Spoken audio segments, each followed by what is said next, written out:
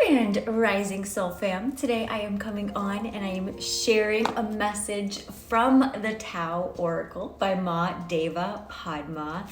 And honestly, I recorded this yesterday, but it wouldn't go through. So we're trying again. And we're in contemplation of hexagram 4, which is called Youthful, Folly. In the Gene Keys, this is the shadow of intolerance, the gift of understanding, and the divine expression of forgiveness. So a couple key words around this one is impulsiveness, immaturity, bluffing, ignorance, learning, impatience, and reckless behavior. So here we go. In a very real sense, each new day begins as an empty slate. The lessons to be written on it are yet unknown.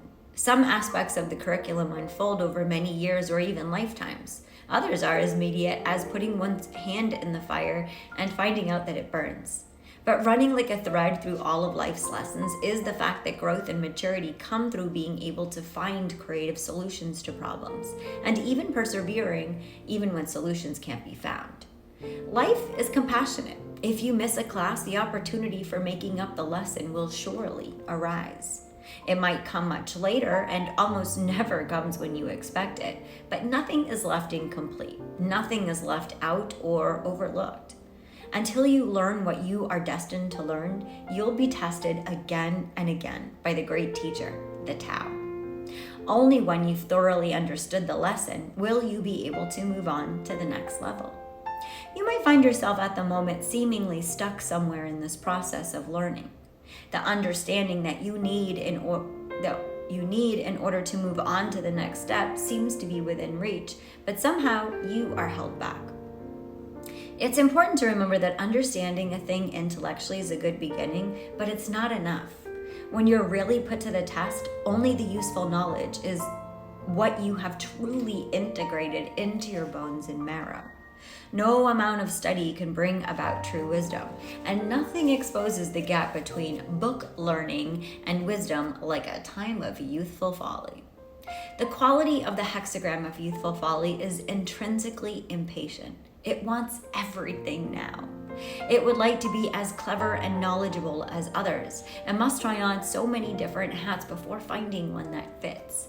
It hungers for respect and finds it excruciating to have to wait for a green light so it can show off its power by gunning the engine and leaving rubber on the streets as it roars out of the intersection at top speed. But if you give in to such impulses, or if you try to bluff your way into or out of a situation without really being prepared for the consequences, you'll end up simply exposing your immaturity.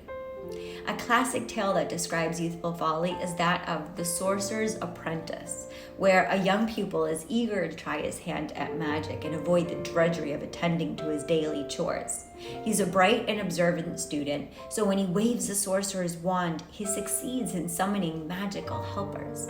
But when he falls asleep, oblivious to the havoc he's unleashed, eventually he has to be rescued by the sorcerer and admonished. His negligence has created a near disaster, but the experience proves to be priceless. The understanding that if you haven't mastered yourself, your words and deeds have little credibility in a crisis, and can even bring danger to you and to others. Only through maintaining awareness and being mindful of the consequences of your actions can you live more consciously, responsibly, and in harmony with the Tao. Here are the changes. Bottom line. It's important to keep just the right balance now between discipline and playfulness, seriousness of purpose and relaxation. Too much relaxation and play and nothing can be accomplished. Too much discipline and structure and nothing new and innovative can be learned. So be like a tightrope walker and keep your eye on the platform at the other end of the wire. Line 2.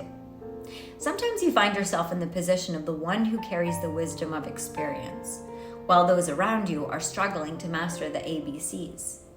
Enjoy the opportunity to share and be grateful that it has come your way. The only lesson for you right now is to give freely of what you have so that you can create space in yourself to receive more. Line 3. When little thought is given to the deeper ramifications of your actions, there is a wild ride quality to life. When you become too fixated on reaching the goal of the moment, you risk overlooking the deeper lessons that are being offered to you now. A timeout may be in order to take a wider look around and any details of the landscape you might have missed by following too narrow a vision. Line 4. Everybody needs and is granted the space to make mistakes. Without trials and errors, nobody would ever learn to walk or talk. But when the moment of truth comes and you realize that a mistake is a direct result of your own foolhardiness, it can be painfully embarrassing. Don't try to skip lightly over any feelings of humiliation you might experience as a result. And at the same time, don't wallow in self-blame. The lessons we learn most deeply are often those that feel the most uncomfortable when we are learning them. Line 5. Transformation happens through diligence and perseverance in spite of difficulties. The passage can be greatly facilitated by developing a relationship with a wise friend. Seek out somebody whose own life shows that they relish the opportunity to grow, experiment, and explore, and accept with innocence and an open heart any guidance they can give you. And top line 6. Real insight arises from a deep yes to each lesson that life brings, including the painful ones. If you've fallen down and skinned your knee, don't be discouraged. Just pick yourself up, brush yourself off, and keep moving. Here we go. Youthful, Folly. Sending you so much love. Namaste.